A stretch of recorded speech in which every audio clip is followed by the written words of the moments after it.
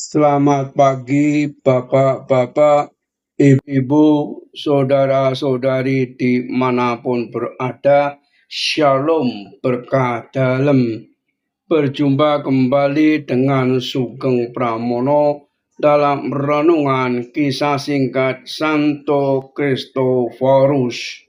Santo Kristoforus adalah seorang santo dan martir yang dihormati oleh Gereja Katolik Roma, Gereja Ortodoks, Gereja Anglikan, dan oleh banyak denominasi Kristen yang lain.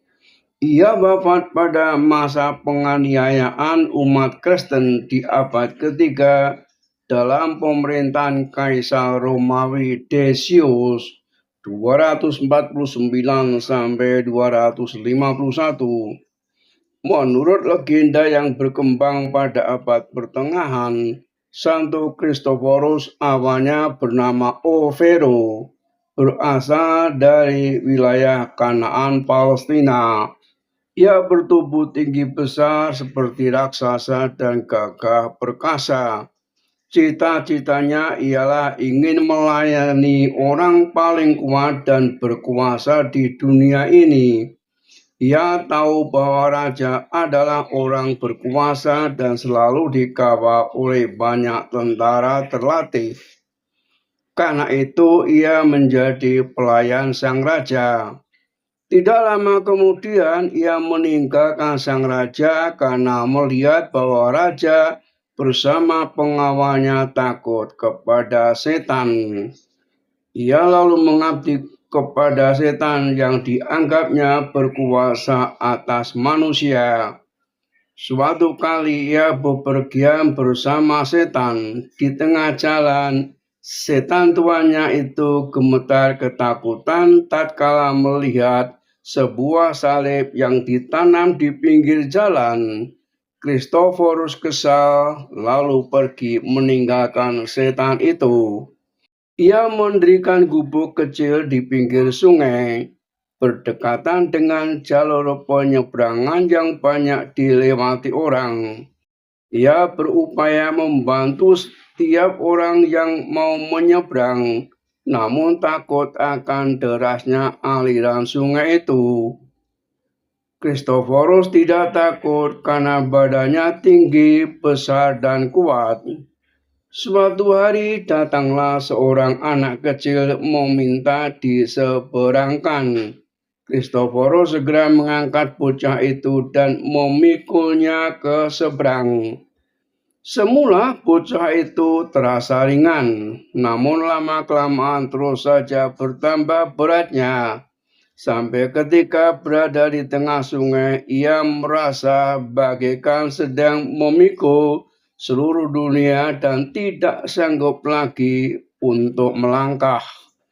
Pada saat itulah bocah itu berkata, "Akulah Yesus, Tuhan semesta alam dan Raja paling kuat dan berkuasa. Hanya kepadaku sajalah seharusnya manusia mengabdi." Semenjak itu Kristoforus memutuskan menjadi abdi dan pelayan Yesus. Ia bertobat menjadi Kristen dan pergi mewartakan Injil ke wilayah Lisia. Di sana ia mempertobatkan banyak orang sehingga ia ditangkap dan dibawa ke hadapan raja. Kristoforus dipaksa menyangkal imannya dengan mempersembahkan korban kepada dewa-dewa kafir, namun dengan tegas Kristoforus menolak. Raja mencoba menawarinya kedudukan dan harta kerajaan, namun Santo Kristoforus tidak bergeming. Bahkan ketika raja mengirimkan 2 orang wanita cantik untuk menggodanya, Kristoforus memberkati mereka berdua, menobatkan dan membaptis mereka menjadi orang Kristen. Raja kesal dan memerintahkan agar Kristoforus dibunuh. Namun membunuh seorang yang perkasa seperti Kristoforus bukanlah hal mudah. Setelah berbagai usaha yang dilakukan para algojo untuk membunuhnya, Kristoforus akhirnya dengan tanpa perlawanan memberikan lehernya dipenggal. Dengan senyum kemenangan, Santo Kristoforus menerima mahkota kematiannya sekitar tahun 251. Santo Kristoforus dikenal sebagai pelindung para peziarah, terutama para pengendara motor.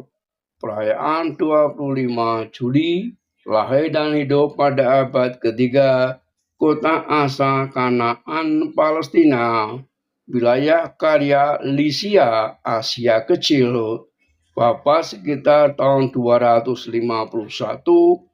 Salam kasih, terpujilah Tuhan. Amin.